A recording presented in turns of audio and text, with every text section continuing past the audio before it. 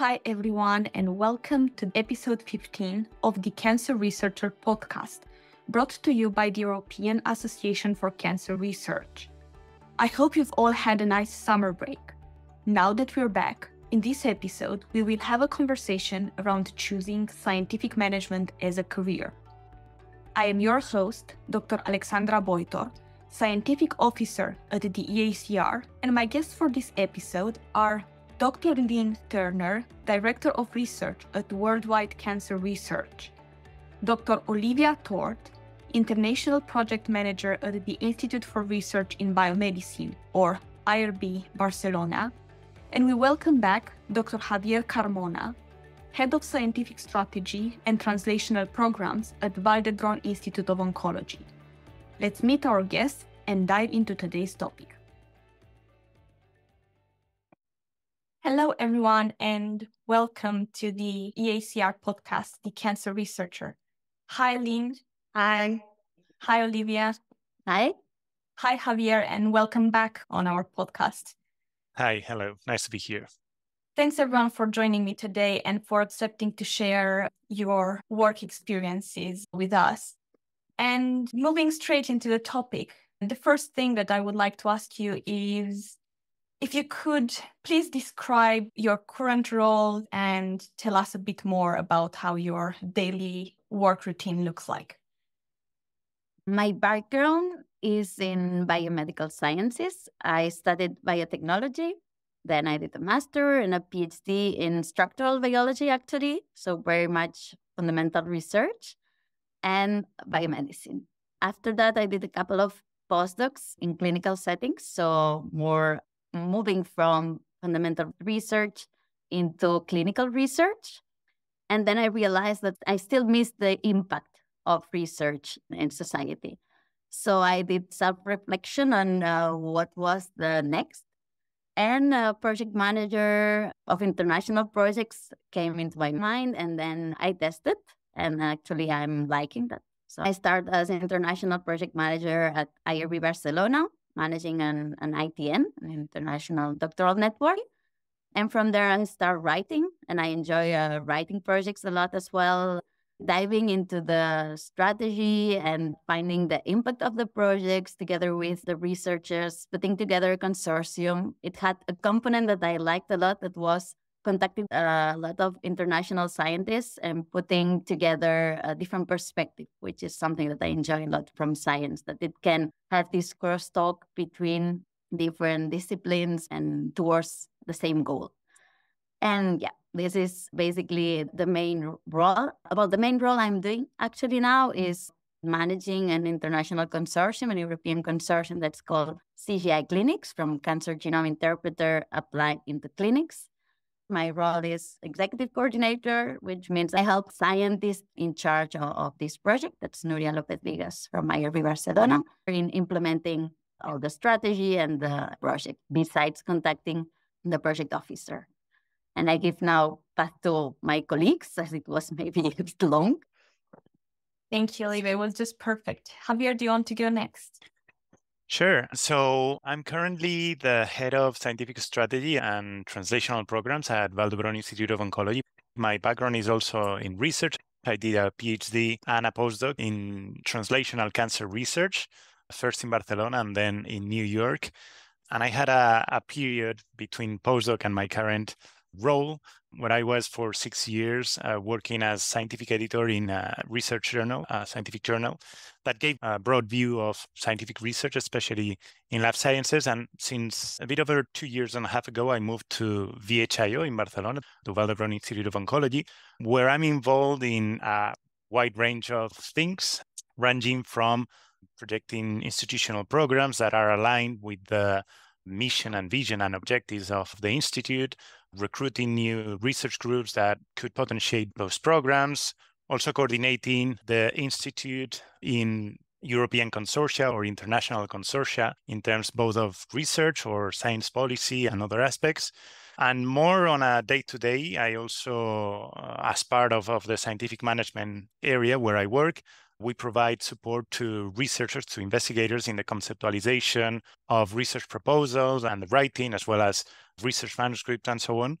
and also trying to foster partnerships with other institutions that share our core values and goals. In a nutshell, that would be the range of roles that I'm involved on my day-to-day. Thank you very much. Lynn, do you want to share with us your experience? So I've got a similar background to Olivia and Javier. I did a PhD in a fairly sort of basic cell biology lab, and then moved to a more translational cancer research lab for postdocs.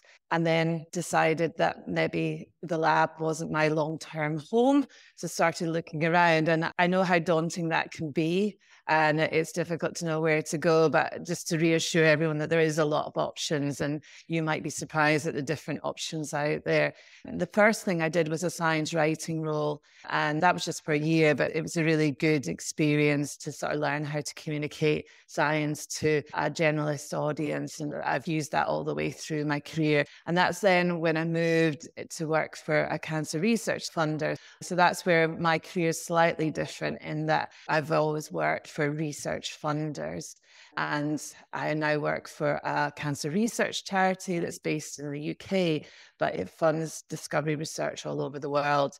And my team are responsible for running the process where we receive applications from researchers, and we then obtain the peer review and pass them to our advisory committee for decisions, and then look after the funded researchers and make sure they do what they said they were going to do. So I work in a slightly different environment from Olivia and Javier. I was wondering, in order to try and make it a bit easier for me and perhaps for our listeners to understand, would it be possible to drag a parallel to other sectors? For instance, industry or academia. Would you be able to tell us which would be the equivalent position in another sector? It is quite difficult. So obviously I'm working in the charity sector, which is quite different from sort of a commercial organization, but there's a lot of project management. I'm now at a position in quite a senior role, so a lot of my time is spent supporting and coaching the members of my team, which you will get in any sector, and also that strategic direction of the organization. So I think Javier mentioned policy and, sort of where are you going as an organization. So there are sort of similar things in commercial organizations, industrial roles, but I really enjoy working for a charity. Ultimately, we are here to benefit cancer patients. We've not got any shareholders. We're not here to make a profit, and that fits best for me. If I may try to translate that into industry, as my project is very medical device oriented, I could maybe anticipate that according to seniority, you could start with a role like analyst, like analyzing data. Then you go to project manager, that you take into account like a bit broader or take in charge more responsibilities. And then you could arrive to the C-level, like as chief operational officer, for instance, not in charge of the operations of a startup, for instance. This would be, I think, the line. The more you deep into strategy in the seniority path, you could reach, let's say, these potential roles in the company. And for me, also in the research part, if you compare with the life in a lab, you could start as PhD student where you are guided by a postdoc or someone senior than you, and you participate in experiments. Then you get a role where you already design your own experiments as project manager. And then you are maybe postdoc or junior PI where you already design the strategy of the lab or the experiments, in case this helps the audience to have an idea. Yeah, just adding on what was mentioned, I think the roles we have can be very diverse and have a bit of everything. Sometimes I see similar roles in pharma, for example, in people working on alliance management, when they work with academic partners in, trying to come up with studies to promote the early development of a drug, or project managers who are also running specific portfolios or research programs, which we do with different partners. Also, it has a component of consultancy because you're also advising and working as part of the internal scientific committee to identify research priorities, which is very similar to what a consultancy firm would do. And sometimes we've also interacted with professionals at the European policy level, when we have discussions on research priorities or funding schemes. So that would be kind of a more policy-oriented job. I wouldn't know what is the equivalent, but I guess it has a bit of that also. I've noticed that you have somewhat similar backgrounds, but also different career progressions, or at least what seems to me to have been different. So I was wondering whether you could talk me through the career progression in this sector. Is it similar to academia, where you have a rather rigid structure, or do you have to plan maybe a lot different, or you can take what I would call like a lateral position and then come back? Are there any type of entry-level job that someone could look for if they want to try a transition like this? I think there's quite good progression, and there is that opportunity for lateral move. I work for quite a small, probably compared to the other contributors today. So there's only 50 staff in our charity. So we get exposed to quite a lot of different things, which means that the opportunity to then move somewhere else because you've had involvement in intellectual property, or you've had involvement in science communication or things like that. So I think there is quite a lot of opportunity, but I think that comes from what the size of the organization you're working in, because sometimes the bigger the organization, the more you will be focused on one particular aspect. So I think that's something to think about. I would flag that having worked in the charity sector, the nonprofit sector, there is quite a lot of flexibility. And if you're looking for that in your sort of career, then that's definitely a good choice. I always like to say I actually had a 9-year career gap. So I took time out to have my children, and I managed to come back in and pick up my career relatively easily. And thanks to my current employer, I should add. But, I think in the charity sector, there is that flexibility. It maybe doesn't offer quite the pay that you might get in industry, but there is that flexibility, which is important. Entry level, yes, we have a lot of people in my team in particular that come straight from lab. We've just had somebody who's just finished a PhD who's started with us this week. So we have entry level jobs in this area. I'll come back to Javier and Olivia with this question, but what you said just prompted another question in my mind. You said you have people that recently graduated from their PhDs, and I was wondering if someone's maybe not made a decision yet, especially so early in their career, is there any opportunity or possibility to return to academia if someone realizes it might not have been the career choice for them? That's a good question. We have had somebody in the last couple of years do that, not because they chose, they felt happy in academia, but for personal reasons. They felt that it gave them an opportunity to move back to their home country easier in academia than in what they were doing.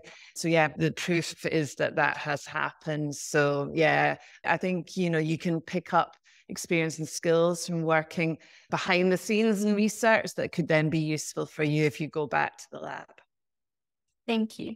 Javier, do you want to talk us through how career progression would look like in your sector? Sure. First of all, I'd say, in my perspective, I think this is a career path currently in high demand because the role of scientific managers is a role that is gaining relevance because of a need for researchers to have support for their activities and also for institutions to help directing the long-term goal. So I think this is currently in high demand and also very diverse. In terms of career paths, we have entry-level positions even coming straight from the lab after a PhD or postdoc, but also people in this field can come from charities, cancer charities in our case, because we're a cancer institute, from editorial or publishing like I did. I'm also an example of someone who stepped out of academia for a number of years and then returned. And the same happened with people who moved on to companies in diagnostics, in pharma, and are now part of our team. Or even lateral moves, working in scientific management in other disciplines, because in the end, someone working in scientific management needs to know more or less the concepts rather than being an expert in the details of the science. As a scientific manager, you're more as a facilitator in many cases. So you need to understand what the role is, and it's easier once you understand that to apply to different fields of research. And then internally, there's, of course, a progression. People who have perhaps come straight after graduating, they might enter as a junior project manager and then progress towards more senior roles in the team. And also, especially in academia, there's a flexibility to steer those careers according to the interests and to the strengths of each one. Thank you. Olivia, is there anything you would like to add? Many aspects were already covered by Lynn and Javier, but I agree with the seniority path. That's clear. But also, I think we can mention some specialization. So there is the opportunity, if you like, a bit more like the policy aspects, to get deeper into policy, meaning checking the new research programs and adapt the grants to your institution or both. Also ethics or regulatory. There are many aspects that can be covered. And in terms of entry levels, I mean, a PhD, I think it's a great training because you go deep in science, you go deep in knowing about papers, conferences, you are immersed in the scientific environment. That then it's very useful when you have to, for instance, start to write a grant. You know that you need to refer papers and how to refer those, or you need the input from different scientists, or getting to know that in the communication you have to cite conferences, the relevant conference of the topic. And there is a lot that it's in the backpack that sometimes we don't realize, and that's important in that sense. And related to the expertise in my office, for instance, we have also several people coming from different places, experts in communication that were working in a scientific communication agency before, coming from pharma, coming from postdocs in pharma or in academia, and both have a fit, and it's good to be complementary as well. From what you've said, I understand that there's no optimal time for a career transition. You can do it at any stage of your career. And from what you've just said, Olivia, it seems that you can transition from different scientific careers into scientific management. But I was wondering if there are any transferable skills that someone that's interested in such a transition should focus on. Yeah, sure. Probably problem solving would be a highlighted one, and being organized and proactivity. Something else, Javier? Yeah, I was thinking also on proactivity and versatility, because you need to work with many different researchers and also people from other institutes in different positions or organizations. So for that, kind of communication skills are key, because you need to adapt very often your language and to be able to understand different types of language in a way. So I think that is another key aspect. Even mediation sometimes, if you go higher in the strategy diplomacy, many skills.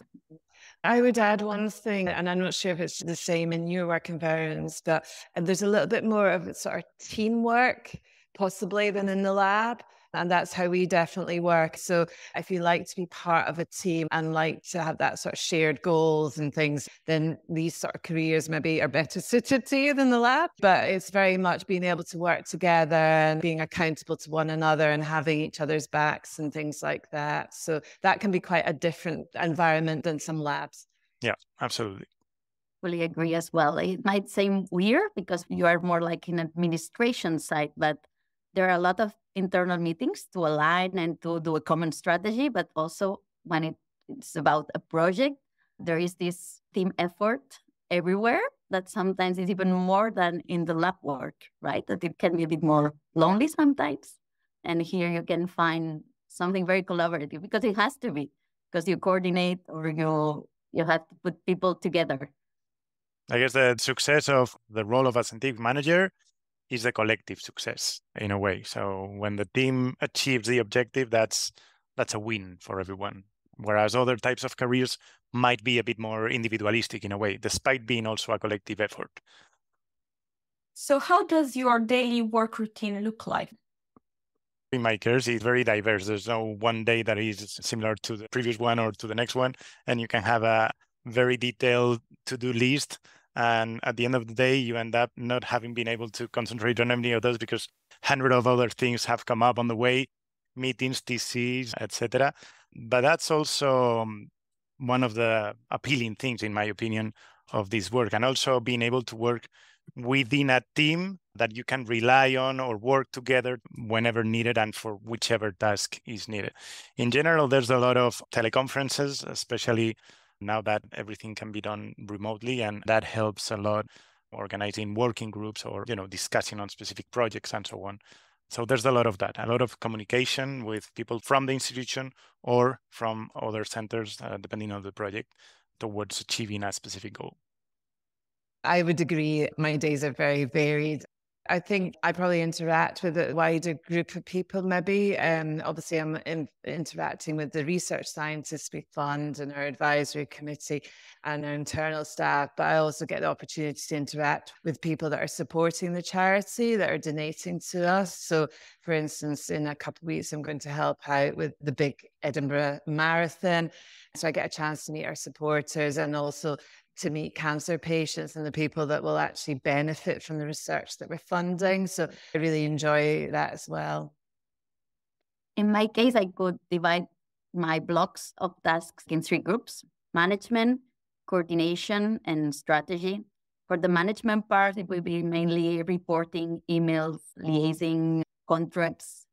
Then the coordination would be more making the project flow within work packages or between work packages, mainly organizing meetings all together or identifying gaps in one side and informing the others, try to fill these gaps. And then the strategic would be more creative ones, like co-creation activities, or for instance, organize how to do a canvas, like what's the business idea, developing this, having the input of all the stakeholders, and thinking a bit further where we go. You really made your job sound really interesting. So I'm sure many people will want to start looking for something similar. So where would one have to look for this type of positions?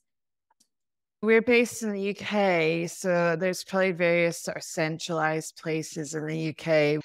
There's an umbrella organization called the Association of Medical Research Charities, which has a vacancy list. Wider than that, I would just say that most countries have several cancer research funding charities, or maybe your lab is receiving funding from different funders. So have a look at your website and see where all the funding's coming from and just reach out. And we have interns, we have people that come and do a bit of work experience with us, or maybe even work remotely to help us with a project or to do some science writing. So you can get a bit of experience first. But yeah, reach out, look and see where your lab's funding's coming from. In our case, because we are a fairly big team, we're almost 30 people, and our range of activities, it's very diverse. So we advertise when we need to fill a position with specific details on what we need, depending on the time, on our institutional website, but also we take advantage of social media, also, employment websites in the Barcelona area, but also at more European level, if that's the case. But also reaching out directly to the people. I mean, we often receive unsolicited applications and we give them consideration if the profile fits a need in the team at the time. So that is also something that might be effective.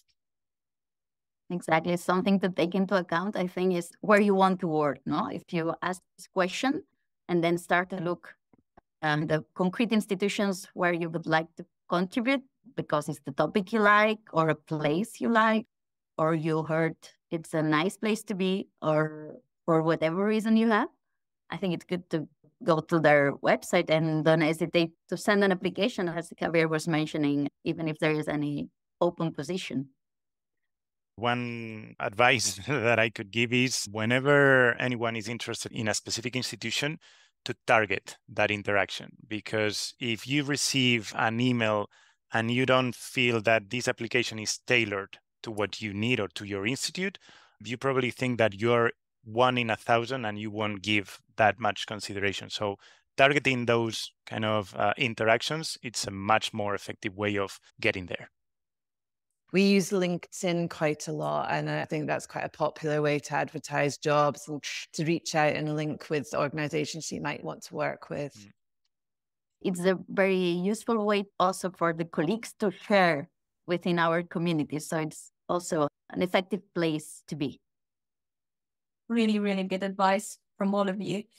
Thank you for allowing us this glimpse in your professional lives. Unfortunately, even though I really enjoyed this conversation, we are approaching the end of the episode, and I would like to end our conversation on a rather personal note. And I wanted to ask you, how did you decide to follow this career path? In my particular case, my motivation was because I was working abroad. And as I returned to Spain, I want to come back also to give back to whatever I had learned on my way. I wanted to apply it. And also I was very keen on returning to academia because the impact that your activities might have, I think it's very much aligned with my personal values and my interests. So that was what motivated my decision. And specifically at VHIO, I was very enthusiastic in joining this position when I met the group, because it's a fantastic human environment. And when I met everyone that I work with on my day-to-day, that was the absolute piece that made me have no hesitation in joining this role that I'm currently at. In contrast to Javier, I wanted to stay, not move, but stay. And after the postdocs, my third one would have meaning to go abroad, probably. And I had 2 small children just after the pandemic. So it was a good moment for reflection and thinking of a career change. I did a self-reflection. I actually contacted a coach, career coach. So I did that together, which was, I think, a good idea in a moment of loneliness, a little bit, that we all were involved. And in terms of values, I needed something in contact with international people. So I needed something related to international environment that was impact in science. So looking more impact in science and society, and where I could apply my skills in problem solving, languages. And also I wanted to skip from this focus vision in the lab, like in a very concrete team, to a more broader vision and having the umbrella of what the scientific problem was related to. And those were the main reasons of the change in my case. For me, I think it was more accidental to begin with. I knew that I wanted to leave the lab. I'd enjoyed my time in the lab up to that point, but I'd sort of begun to realize my limitations and didn't want to move to group leader level or anything like that. So knew that I would be needed to look for something else, and just accidentally found my way into sort of research management. But it really, I think, plays to my strengths and my interests.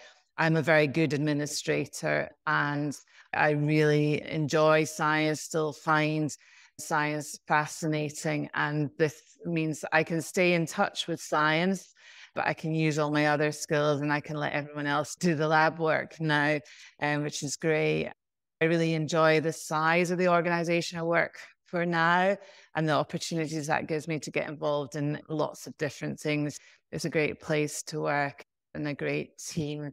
And yeah, working for a funder in the charity sector is quite different. So it's good fun. Thank you again for sharing your experiences with us and for having this conversation with me. Thank you. Thank you. Thank you very much, Alexandra. Thanks for having us. Bye. Bye. We really hope that you enjoyed listening to this conversation and that you managed to get a good glimpse into what a career in scientific management might look like. Please subscribe to our podcast so you won't miss an episode. You can find The Cancer Researcher on your podcast platform of choice. Subscribe and tell your friends about it. And don't forget that you can also find us on X at EACR News, Instagram at HelloEACR, and you can search for us on Facebook and LinkedIn. I would like to thank again our guests for being here today with me, and many thanks to everyone who listened. We welcome feedback and suggestions for other topics or preferred guests to our feedback form, which you can find on our website at www.eacr.org/podcast. Until next time.